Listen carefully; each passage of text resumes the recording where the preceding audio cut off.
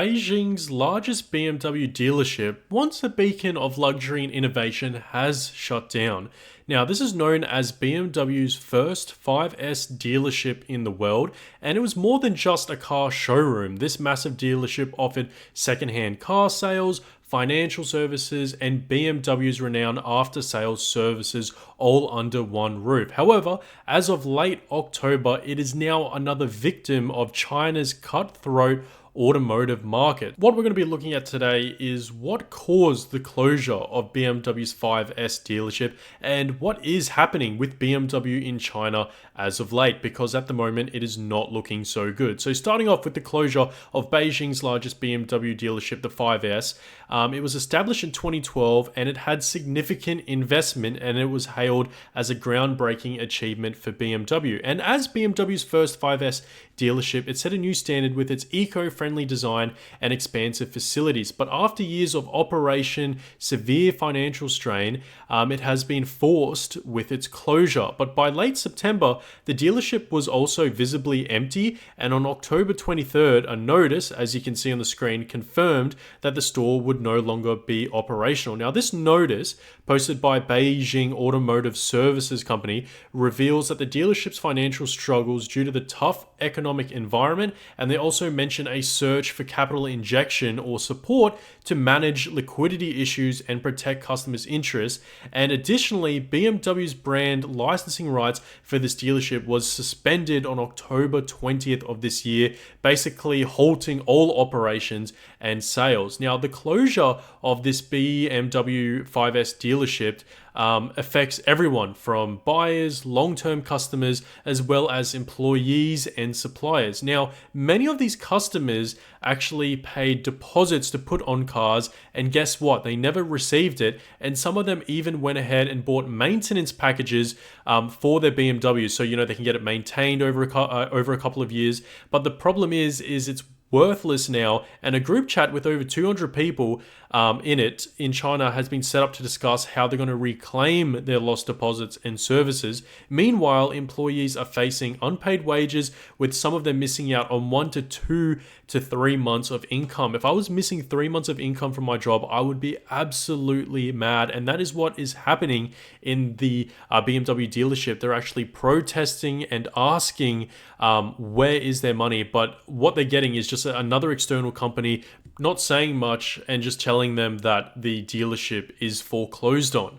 So that kind of just shows what is happening with BMW in China. It's not looking too good. But the thing is, even though this is a recent drama with BMW in China, this has been going on for a while in other areas. So for example, this dealership closure in Beijing wasn't an isolated incident. BMW sales in China have actually been plummeting, with figures in September alone showing more than 30% year-on-year drop. And smaller BMW dealerships across the country are struggling or closing down as BMW shifts its focus to supporting only larger and more established dealership. So if we have a look on the screen, a complaint filed by a BMW customer in Xiamen highlights these issues. In the complaint, the customer states they paid a deposit of 5,000 to Xiamen Automobile Company but never received the car.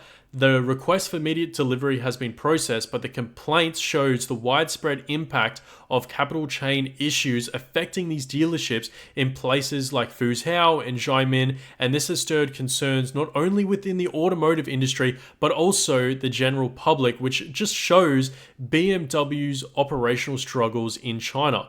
Now, BMW did increase its financial support to some of these dealerships, but it was only limited to the bigger players, leaving smaller dealerships to fend for themselves. Now, without adequate support, it's expected that closures like the one in Beijing will continue, making it harder for BMW to maintain a consistent presence across China.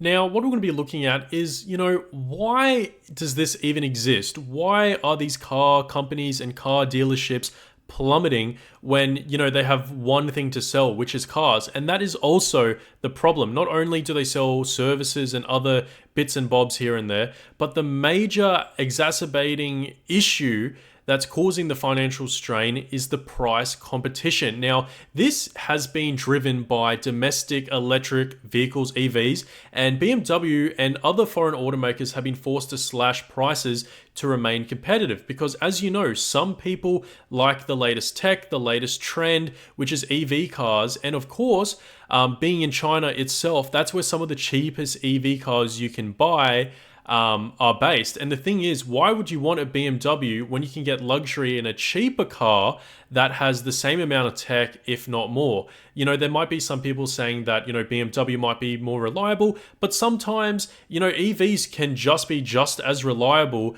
because you don't have to change that many parts except the battery when it comes to. So let me know in the comment section, what do you think? Do you think the EVs are just going to keep on driving competitiveness in the automotive world, especially in China? I'd like to know what you guys think.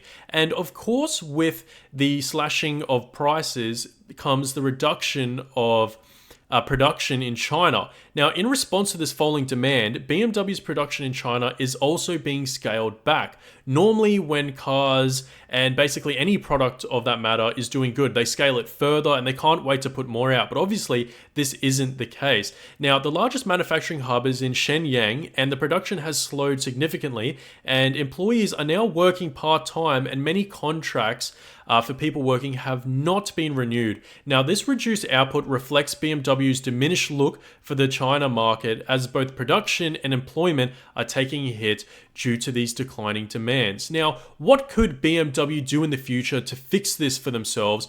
And, you know, we can have a look forward, see what shifts they can do, but basically China is rapidly growing in the EV market, and these intense competitions from domestic brands are forcing foreign car makers to reconsider their strategies. And BMW, like other foreign automakers, is under pressure to innovate, adapt, and if they want to stay relevant in China, they're going to have to do more than that to stay competitive. Now, experts actually predict that unless BMW and other luxury brands can find a way to navigate this changing landscape, they might be facing more closures and getting rid of employees more down the road. So overall, the closure of Beijing's largest BMW dealership just shows the growing problem in China. As EVs get cheaper year on year with even more tech from the year before, these problems are just going to keep happening where dealerships are going to be closed. And of course, BMW isn't made in China, so that's just a problem in itself.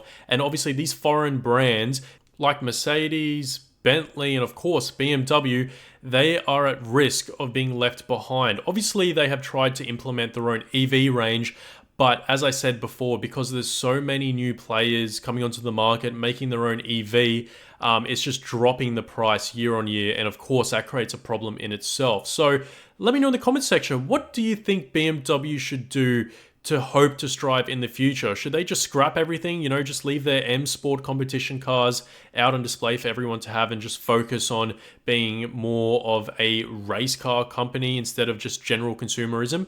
Let me know what you guys think. Comment down below. I hope you guys enjoyed this video, and I will catch you in the next one.